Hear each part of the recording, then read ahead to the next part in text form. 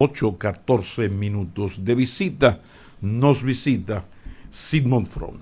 Es decir, que vamos a hablar del gobierno, vamos a hablar del Ministerio de Administración Pública, entre otros temas fundamentales. Pero antes de cualquier cosa, nuestro saludo, ministro, saludos. Muy buenos días, contento de estar aquí con ustedes. Le decía a Pablo a Cristian que cada vez yo vengo, como que él siempre tiene un compromiso. Ay. Sí, él no le gusta entrevistar. Si nos había dicho fuera del aire que usted le caía mal. No te lo queríamos decir, pero... Digo, ¿para qué invitaron así? Sí. Yo insistí, yo me imagino. En que lo invitaran. No, usted sabe que usted tiene los afectos altos en este programa. Hay un asunto, un tema personal que es innegociable. Ahora, de la que yo imagino que usted es amiga, pero en términos personales, no políticos. Es de una joven del PLD que estuvo ayer. Soraima Cuello. Sí, claro que sí. Soraima Cuello. Ex candidata a vicepresidencial de... Si yo fuera del PRM diría, ¿para qué vino? ¿Para qué viniera? ¿Cuántas cosas dijo Soraima? Pero hay una que nos llamó a todos la atención. Sí. Habla de que se está dando, decía Soraima, un asunto serio. Y es que en muchas instituciones está aumentando la nómina al tiempo que baja la eficiencia. Y decía que eso estaba ocurriendo en el sistema 911, donde hay gente que está cobrando, trabaja ya, pero el Ministerio de la Administración Pública no le aceptó al 911 esos nombramientos, y entonces hicieron como una nómina paralela, yo no sé qué. ¿Qué es lo que está pasando? Porque a mí me preocupa. Que no se lo aceptó Castillo y que por eso quitaron a Castillo de ministro de Administración Pública. Que ponen temporalmente a los empleados. Sí, que le dan categoría de temporal. Y ponga ahí el cocorícamo de que por eso fue que votaron a Castillo. No. Tómese su tiempo porque aquello fue terrible. Primero, buenos días nueva vez y saludos a todos ustedes. Feliz de estar aquí.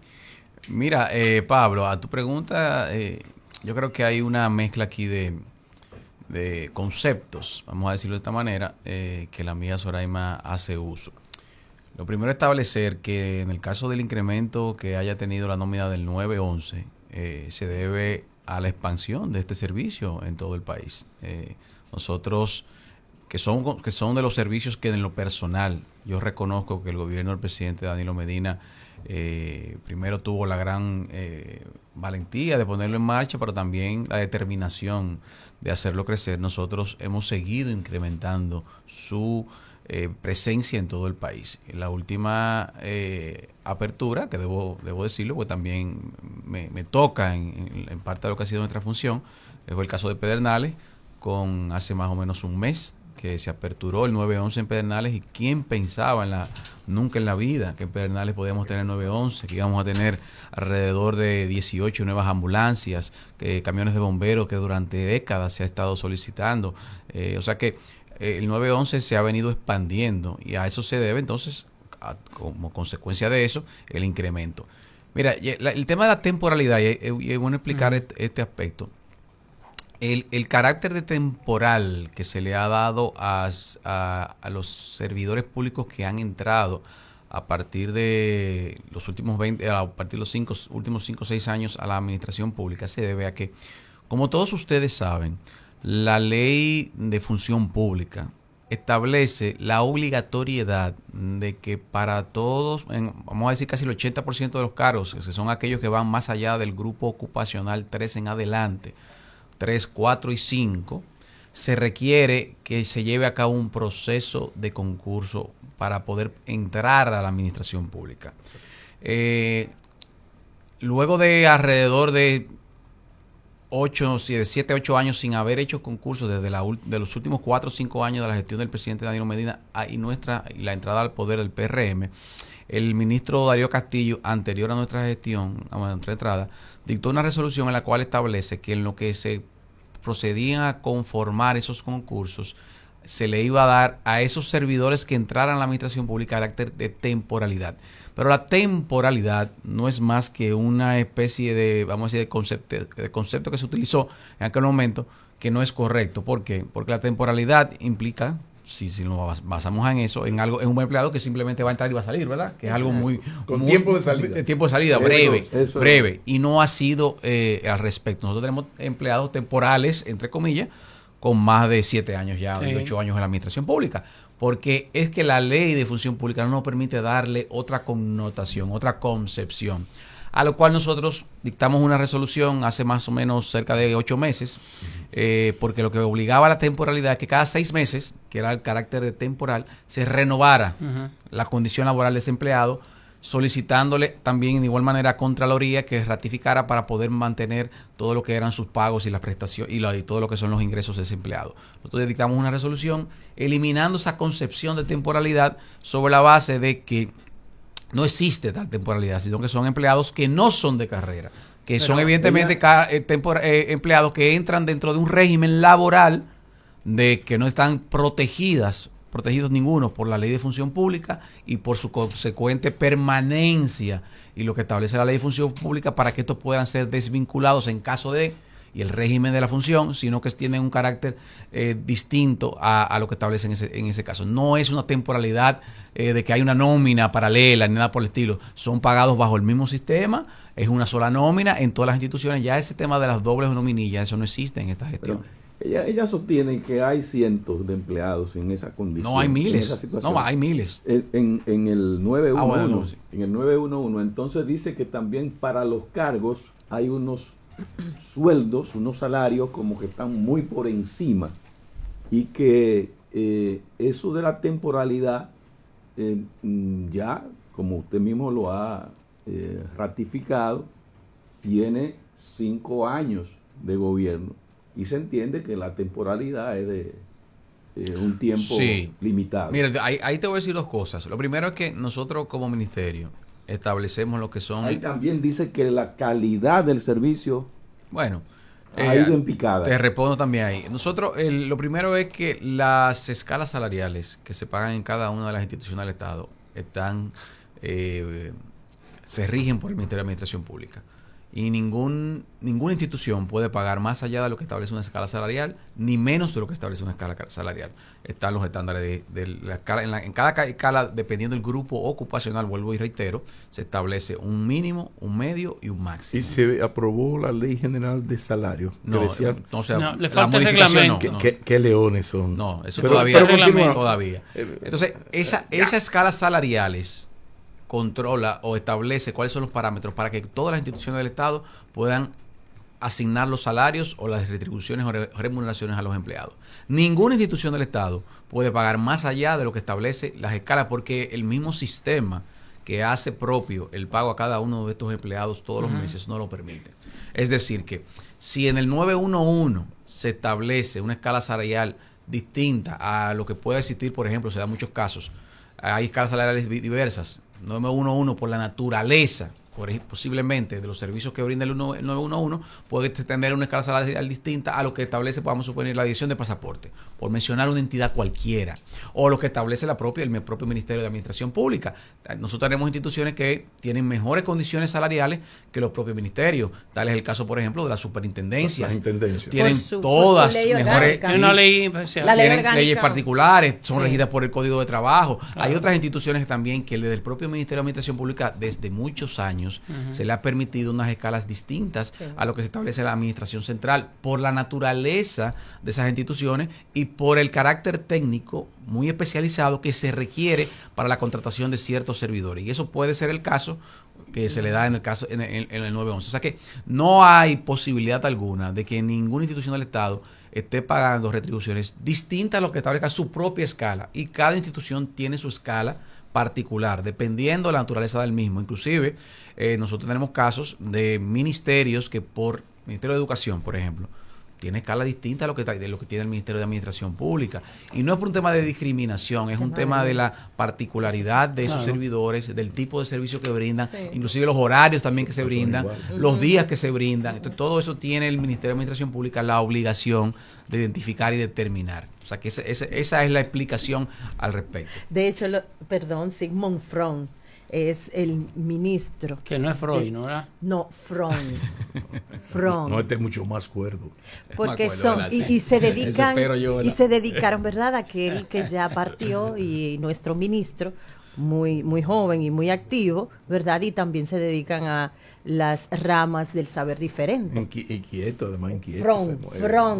Fron. Sigmund Freud. Bien, entonces, dicho esto, dos preguntas, ministro. Una, ¿ha sido fácil que le entiendan en los demás ministerios para poder cumplir con la normativa para poder nombrar en puestos, concursos y también la meritocracia de títulos y eso, primero? Y lo segundo es, ¿pueden los ministerios o las instituciones públicas realizar operativamente la función de nombrar y que les salga y que puedan pagar esos salarios sin que el MAP tenga que darle a un sistema de validado o no validado? Lo primero es que es una lucha constante en el Estado Dominicano, hacer conciencia de que la administración pública tiene que estar, buscamos una profesionalización. Y el hecho de que también que los compromisos políticos de todos los partidos cuando llegan al poder, de que no necesariamente pueden reflejarse en lo que es el tamaño de la nómina pública.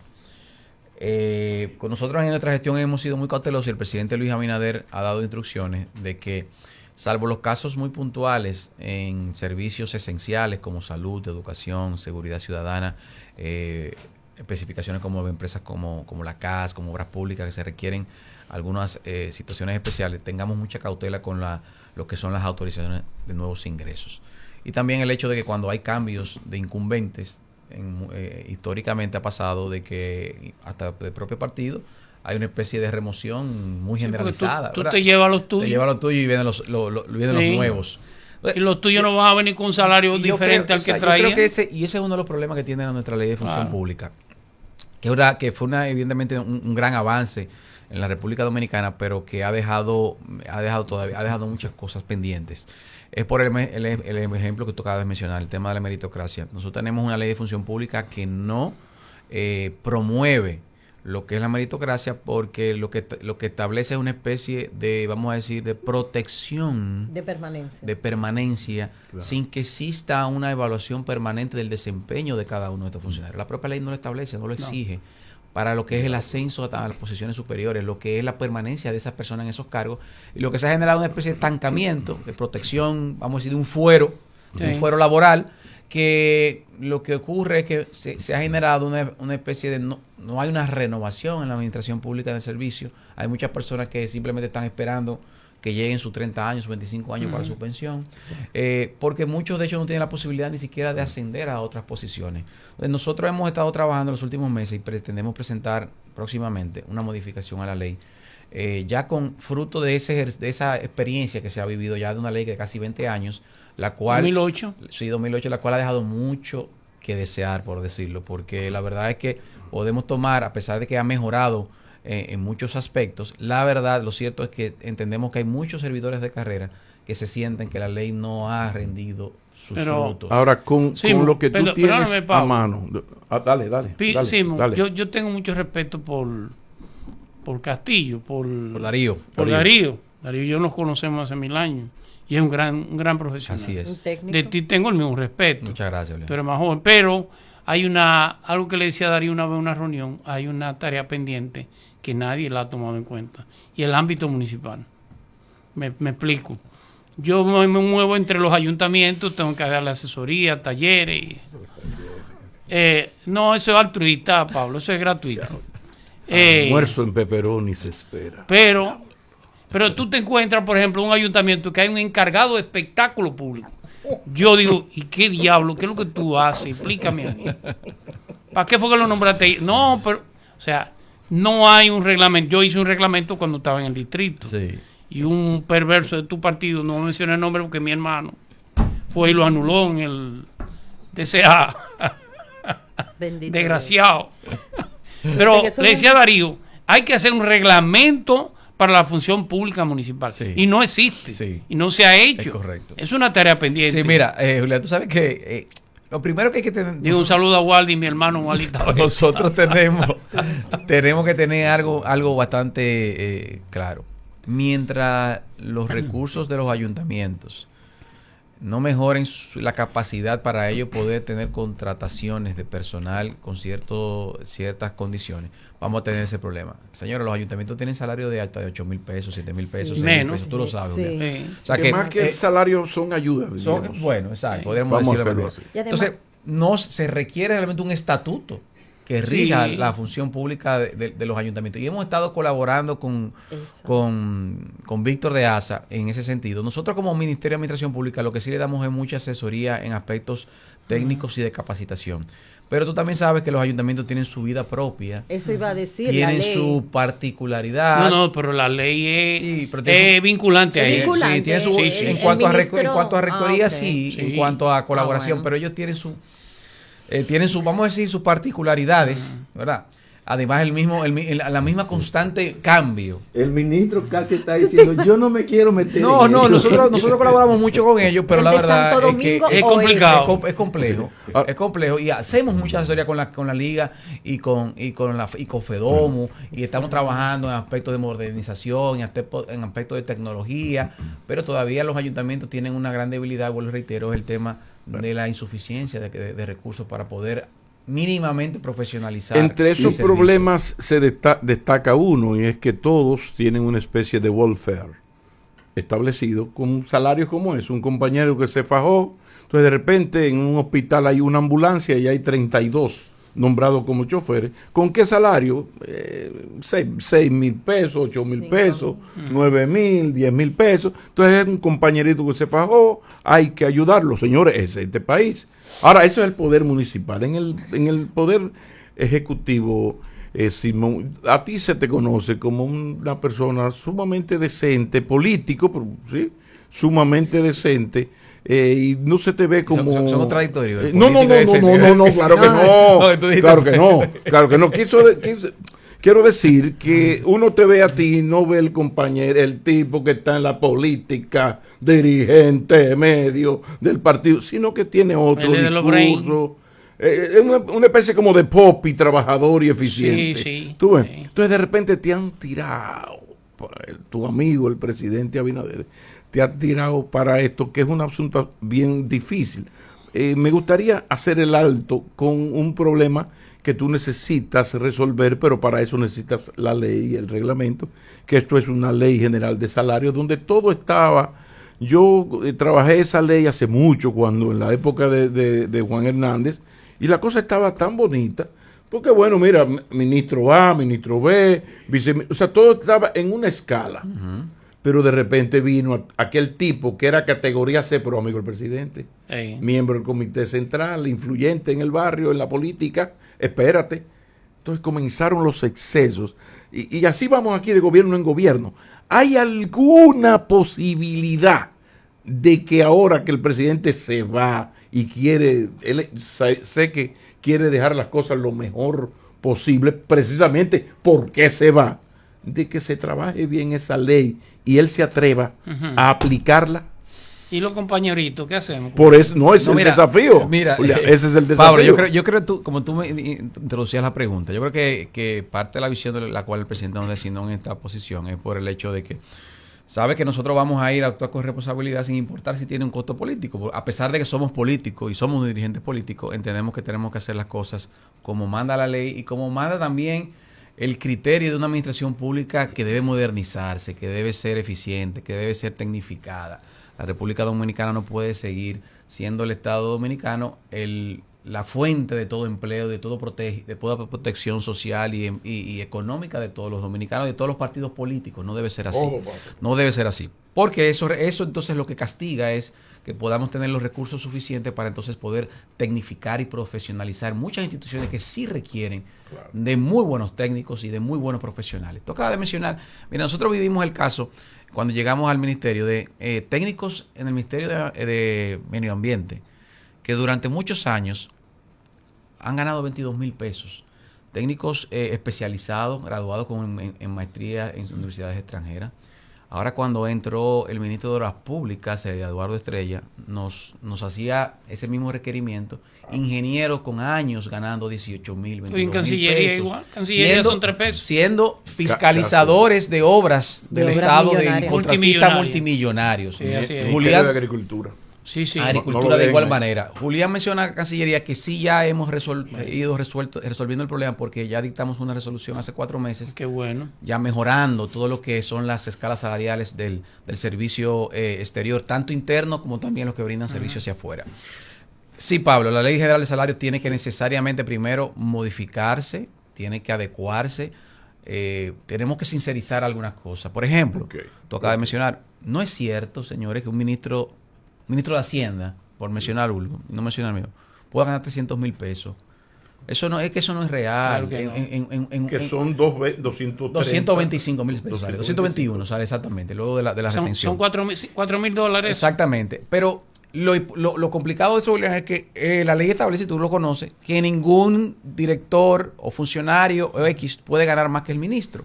Entonces estamos hablando de que si tenemos un tope de 225,000 pesos para personas que están, un ministro, ¿cómo podemos tener buenos directores ganando 125, 130,000 pesos? Eso no es posible. Claro. Entonces eso provoca una realidad y es que los recursos humanos con capacidad no quieren ir al sector público. Pero no, sí, están rehuyendo. Mira, yo te voy a poner el mejor ejemplo.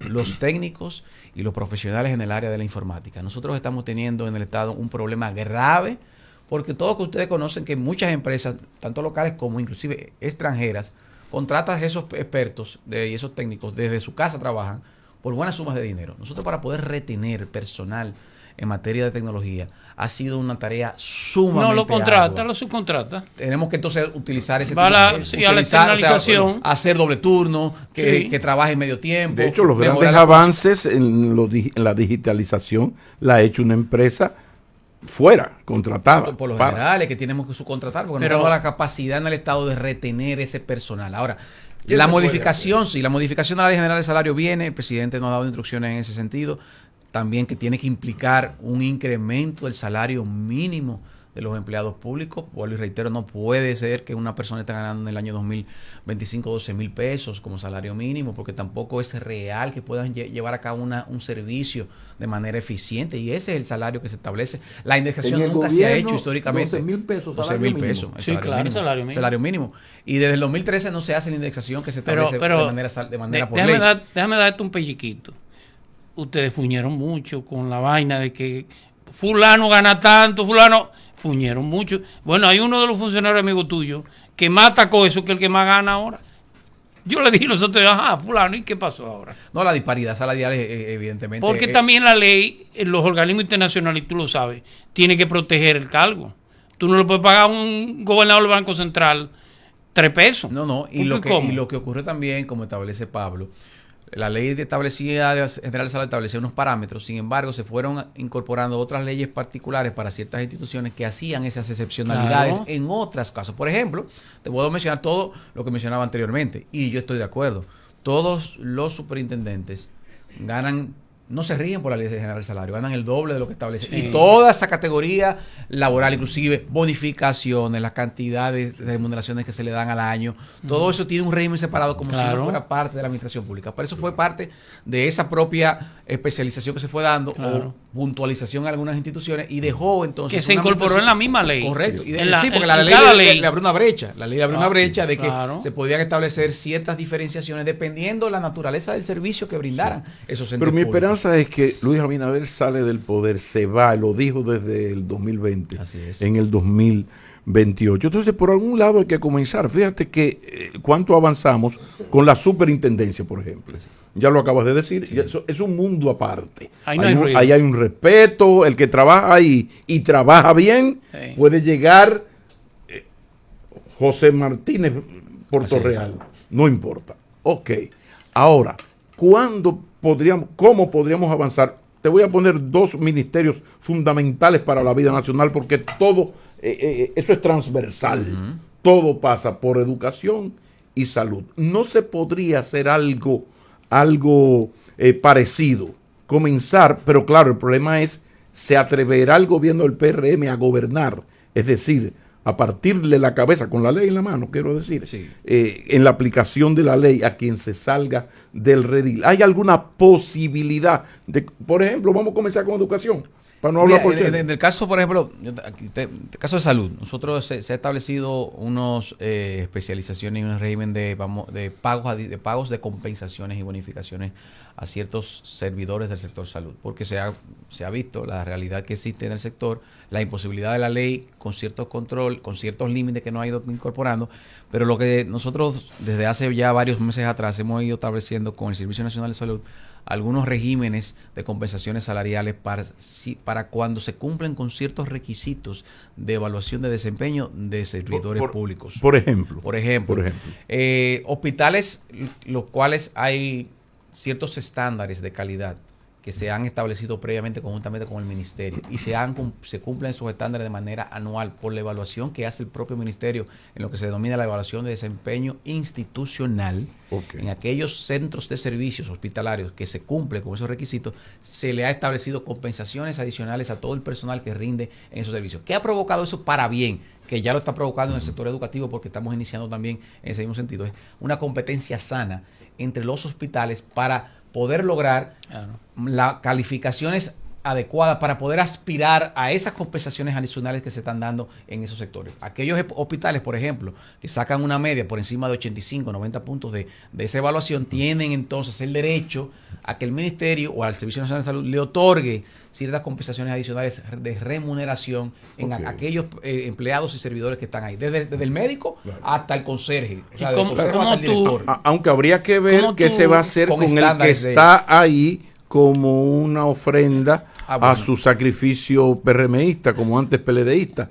Siempre se ha dicho que aquí, sacando guardias, policías, médicos y maestros, sobra por lo menos el 40% de la gente que cobra en el Estado, lo que es un asunto serio. Pero hay un modelo que a mí me gusta mucho, y me lo explicaron una vez, y es: tú eres médico, yo a ti te pago un salario base X, según los días que trabajes, porque tú puedes ser muy especialista, pero si me vas a trabajar de 8 a 12, 1 o 2 días, no te puedo pagar 400,000 pesos.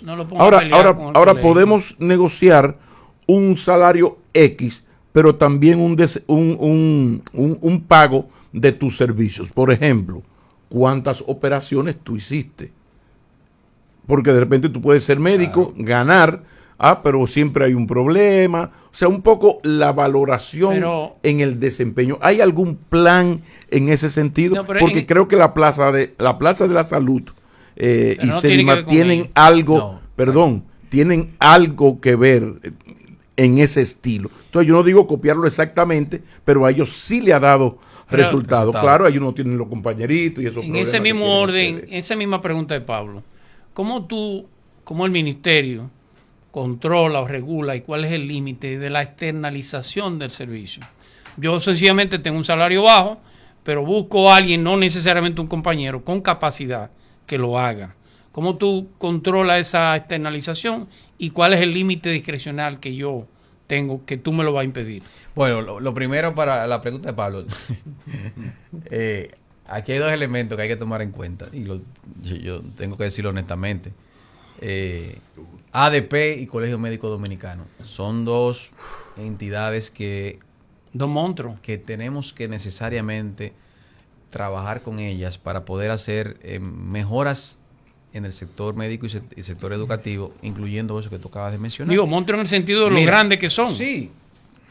Mira, desde que nosotros llegamos al ministerio, yo creo que las primeras 3 visitas que yo recibí fue el doctor Waldoler Suero. Explicando una serie de inconformidades y situaciones que se presentaban en el sector salud. Y hemos podido aprender muchas de las cosas que se ven en el sector salud, como por ejemplo servicios que se brinda un médico en una zona determinada y que los médicos tienen una particularidad, y es que a diferencia de la mayoría de todos los demás servidores públicos, tienen lo que tú acabas de mencionar, pueden trabajar una jornada laboral reducida debido a esa especialidad que tiene, y un médico puede tener 3 y 4 servicios, incluyendo en el propio servicio público. Se puede tener una función X y una función otra.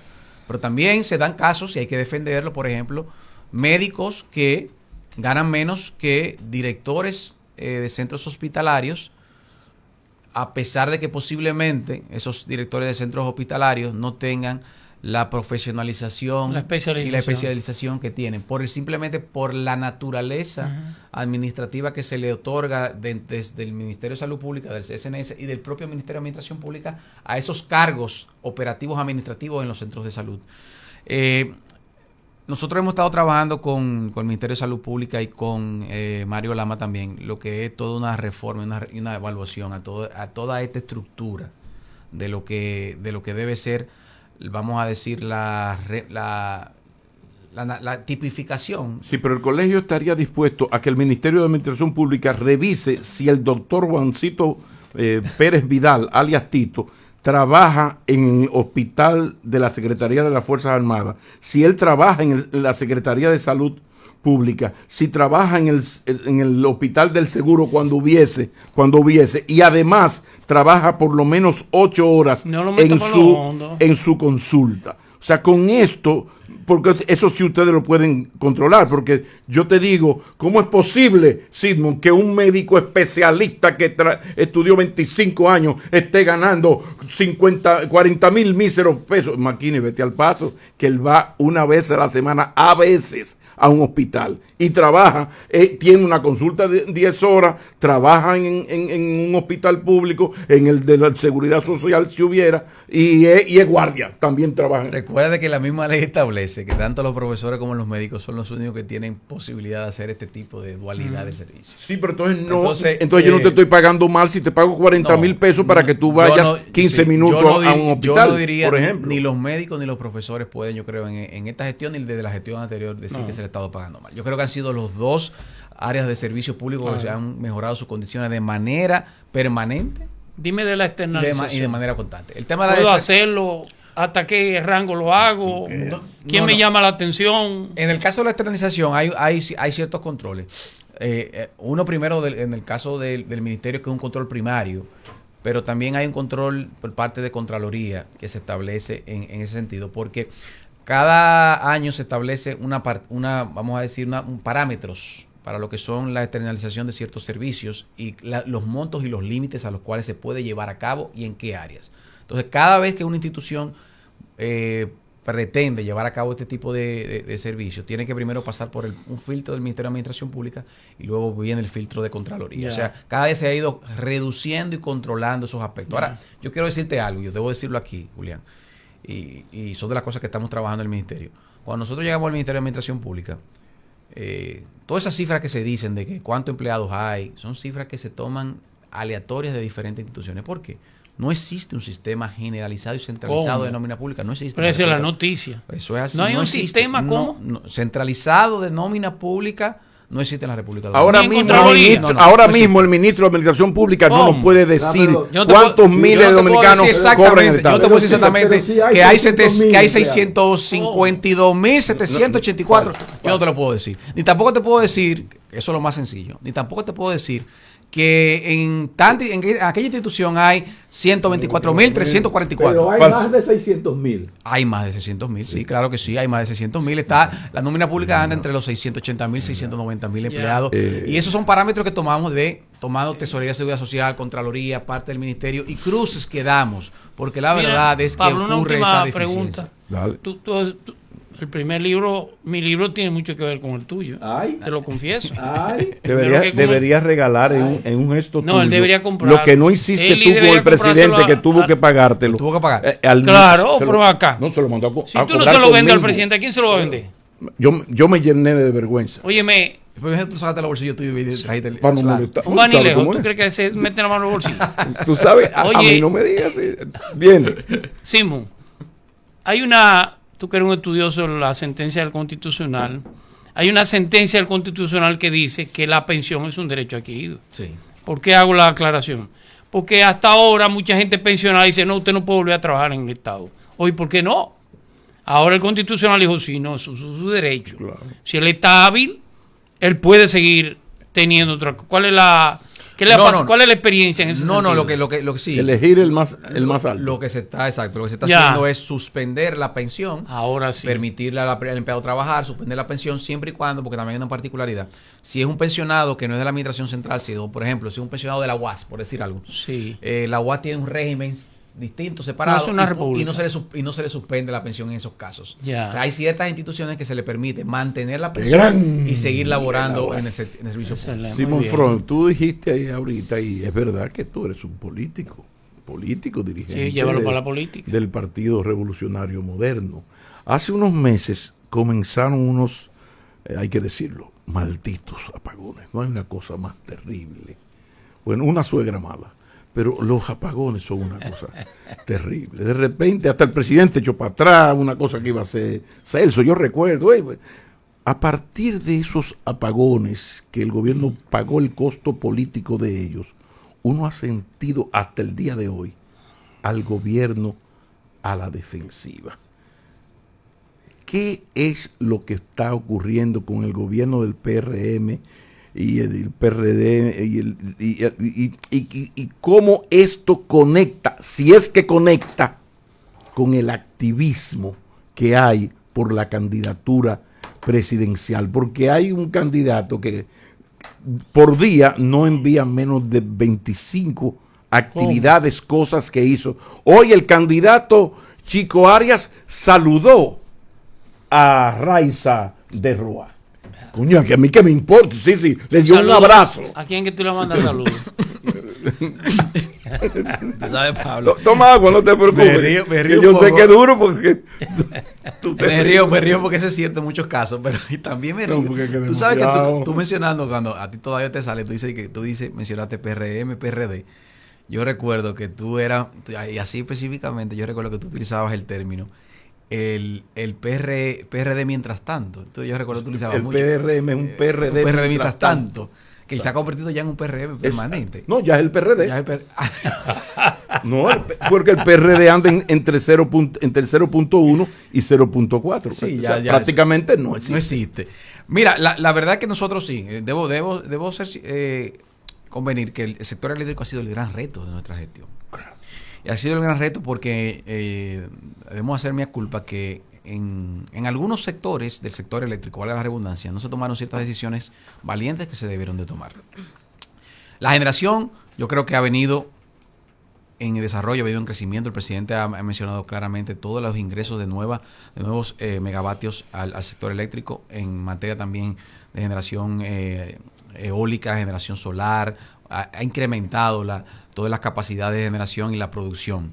Ahora, la tarea pendiente sigue siendo la distribución. La tarea pendiente sigue siendo la necesidad permanente del sector eléctrico en materia de distribución, de que el gobierno le destine miles de millones de dólares todos los años para poder mantener la estabilidad. Y eso se debe a situaciones que todos conocemos, es el hecho de la imposibilidad del Estado Dominicano, inclusive de cobrarle la factura eléctrica a muchas personas que se benefician del cobro del servicio de energía. Y eso es la realidad, y nosotros no hemos logrado introducir esas vamos a decir, modificaciones o esas necesidades. Pero yo creo que Pablo, a pesar de esos elementos que vivimos en este año, tanto el tema de la factura, el tema de la electricidad, por la alta demanda, verano, todo eso, así como otras situaciones que se dieron, el gobierno del presidente Abinader ha vuelto poco a poco a retomar la narrativa y el control de la narrativa política. Cierto que en los últimos tal vez 2 o 3 meses tuvimos muchas situaciones y muchas defensas. Sí. Después mejoraron los apagones. Yo creo que también el tema de la reforma fiscal que se retiró, ahí empezó como una especie de situación que nosotros no supimos en aquel momento tal vez rebasar, y el presidente se vio abrumado por muchas situaciones, además también por la dificultad económica internacional que afectó y ha impactado este año la República Dominicana, y eso se ve con la reducción de nuestro crecimiento. Ahora, yo sí entiendo que nosotros, y ahí te digo, Pablo, hemos retomado la narrativa porque en los últimos meses ya el presidente estamos dando muestras de resultados concretos que muchas veces la oposición nos cuestionaba. Obras importantes ya se están concluyendo. Situaciones de igual manera de mejora de ciertos servicios también se han venido demostrando. Yo creo que el Partido Revolucionario Moderno está jugando nueva vez el rol que tiene que jugar, que tal vez estuvo un poco. También yo creo que la, vamos a decir, prematura salida de muchos aspirantes ha provocado eso. Yo creo que el presidente también fue... Y a que rinden, no solo que salgan, es como rinden. Y es cierto, pero el presidente también aporta ciertos controles en eso, porque eso erosiona un poco la calidad del servicio en más de aquellos funcionarios que fungen como incumbentes en muchas instituciones, pero también la propia dinámica, porque no es menos cierto que cuando existe estas aspiraciones, muchos de los servidores públicos se adentran en esto en la actualidad de las instituciones del Estado, porque es parte de esa dinámica que existe en el servicio público. Pues yo creo que el presidente ha tomado cierto control y sin duda, yo estoy convencido que el año 2026... Las encuestas han mejorado, las de Palacio. Ha ido mejorando. ¿Qué pasa con la elección del candidato presidencial? Hay una expectativa nefasta en ciertos ámbitos de la política dominicana. Se entiende que ahí va a ocurrir la debacle. Tú estás con Yayo, a fin de cuentas. Está con Yayo por un tema de universidad, me imagino. Espérate. ¿Usted cree que son hermanos, eso va a pasar sin ningún inconveniente? ¿Se va a elegir un nuevo candidato? Se va en el enero. Presidente va a llegar un momento que en medio de la tensión va a decir, no, pero ven acá. Ya se van en enero. Yo no puedo controlar a estos muchachos, me va a costar tirarme yo. No. Esa última opción no es posible, porque el presidente ha sido muy claro y hay un candado, y romper el candado y él no va a hacer. Sí, pero el presidente no va a ser quien haga eso. Dime lo de Yayo. Yayo es tu candidato. Yo creo, te respondo ahora, Julián. Tú sabes que yo soy delegado político del partido ante la Junta Central Electoral. Sí. Debo decir eso. Primero. Además, también soy miembro de la Comisión Nacional de Operaciones Electorales y de la Comisión Nacional de Elecciones Internas del partido, que es quien va a llevar a cabo el proceso de organización de las primarias que deberemos llevar como partido. Lo cual, a pesar de que mi relación con Eduardo Sáenz Collayo es conocida, es conocida, aunque el voto es secreto, yo debo decir que si hoy me ponen a votar, voy a votar evidentemente por él, pero no puedo hacer proseltismo por mi hermano, porque yo tengo una responsabilidad en el partido. Yo creo que no. Yo creo que el partido, nosotros estamos muy conscientes de lo primero, lo que vivimos como PRD en su momento, y también lo que vivió el PLD que provocó su salida del poder, y es la división interna de esas organizaciones. Yo creo que todos los aspirantes, bueno, son precandidatos todavía, los aspirantes tienen real conciencia de la responsabilidad que tienen de mantener el legado del presidente Abinader y la visión de gobierno del presidente Abinader. Y no existe la posibilidad, yo podría decirlo casi absoluta, de que ninguno de estos aspirantes tenga la capacidad de dividir el Partido Revolucionario Moderno. Porque estamos hablando también, aunque no le guste, no estamos hablando de una lucha entre Luis Abinader e Hipólito Mejía, que fueron los grandes fundadores de esta organización, sobre la cual se cimentó la misma. Estamos hablando todos de una generación de dirigentes que vinieron o han venido post Hipólito Mejía, post Luis Abinader, de una manera u otra, inclusive discípulos de estos. No tiene el liderazgo del presidente. Y yo creo que han salido y han crecido bajo esta égida. Y no entiendo que ni existe esa posibilidad, ni tampoco ninguno de ellos tiene esa visión. Yo creo que aquí estamos todos muy claros. Iremos a una primaria con padrón cerrado y aquel que resulte elegido, todos los vamos nosotros a apoyar. Pero vamos cerrando la entrevista. Tú sabes que yo tuve un amigo, hijo de doña Zaidita, apellido Sanz y Lobatón, creo que Eduardo. Mira, la coló ahí cuando dijo con padrón cerrado. Sí, no, porque no es que ya eso está decidido. Pero quiero ponerte de ejemplo. Ahora que hay cierto hartazgo de cierta parte de la población con el tanto activismo de los PRMistas, te quiero poner de ejemplo que tú, por las funciones que desempeñas, no andas vendiendo a Yayo por arriba y por abajo. Sin embargo, ¿qué ocurre? Que tú, y te lo digo públicamente en el medio, pero te lo he dicho personalmente, has sido un ejemplo de hacerlo bien donde quiera que te mandan. Has sido un señor decente, increíblemente tolerante con los medios de comunicación, y yo sé por qué lo digo, increíblemente tolerante, yo creo que esa es la mejor manera que un señor amigo de un precandidato ayuda. No venir ahora a vendernos sus bondades, que muy hábil que es Yayo para defenderse. Porque es un piquito de oro, es terrible. Así es. Entonces, yo te felicito porque creo que por ahí debe ser. Y cerrando ya, el fideicomiso Pedernales, que eso sí me gusta a mí. Sí, te gusta. Porque ya era me extrañaba que tú me preguntaras. Porque ¿Tú ya eres era jefe, tiempo. ¿tú eres jefe de eso? Cerremos con Pedernales. Pedernales estamos ya, mira Pablo, estamos en una fase ya, vamos a decir, concluyente de ese proceso que nosotros llevamos a cabo de búsqueda de socios privados. Entonces, tú sabes que nosotros durante muchos años estuvimos 18 meses del proceso. Hace 2 meses anunciamos la formal adjudicación a un grupo encabezado por el Grupo Punta Cana. ¿Y aquellos 3 hoteles que estaban por la mitad? No, el hotel, ya bueno, Iberostar está casi listo. Y si tú ves las imágenes, ¿qué ha pasado? Nosotros hemos, vamos a decir, ralentizado un poco la culminación de los hoteles porque el grupo que está entrando en las próximas semanas ya, vamos a decir, a tomar cierto control operativo del proyecto, por previsiones y por proyecciones también de tipo comercial y operativa, ha priorizado un poco que avancemos más en el aeropuerto para que abran de manera conjunta el aeropuerto. Sin aeropuerto no hay nada. Sin aeropuerto no hay hotel. De manera correcta. Entonces, ya en el mes de julio, agosto del 2026 estaremos aperturando el aeropuerto internacional de Cabo Rojo y conjuntamente estaremos aperturando el primer hotel de Iberostar. Ya el Grupo Punta Cana estará entrando en operación del proyecto en el mes de diciembre, principio de mes o a 26 o 27. Sí. No, ya va ahora. Ya en Punta Cana ya estamos concluyendo la firma de los contratos para que entre este año, y en enero vamos a Fitur con el tema de Pedernales como tema central. El presidente de la República irá a Madrid y ya para presentarle al mundo lo que es entonces un proyecto que no solamente tiene naturaleza pública, sino un proyecto público-privado encabezado por uno de los grupos turísticos de mayor experiencia, no solamente en la República Dominicana, sino en toda la región, como Grupo Punta Cana, pero con el apoyo del gobierno dominicano, que seguirá siendo el accionista mayoritario del proyecto, con un 51%, que es importante eso siempre establecer. Ese dato es importante. Sí, gracias, Simón Front, que es el ministro de la Administración Pública, pero además es el presidente del fideicomiso Pedernales, que tanto lo merecía. Porque yo sí he gozado